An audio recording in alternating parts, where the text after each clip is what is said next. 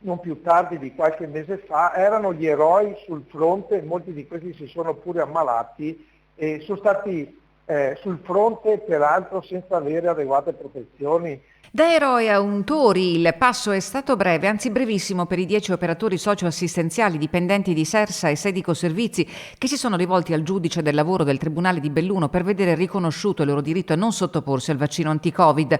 La sentenza ha dato ragione ai datori di lavoro che in prima battuta li aveva messi in ferie forzate. Oggi la loro posizione traballa. L'avvocato Andrea Colle del Foro di Belluno, che li assiste, preferisce non commentare. Lo fa la CISL, che come sindacato avrebbe scelto la strada della mediazione.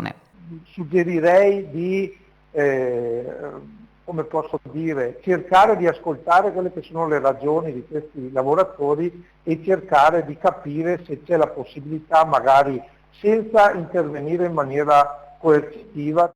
La posizione del sindacato è cristallina e a favore del vaccino. Nel caso specifico l'invito a entrambe le parti è quello di mediare a fronte di una immunizzazione che nelle case di riposo oramai superato il 90% fra ospiti e dipendenti.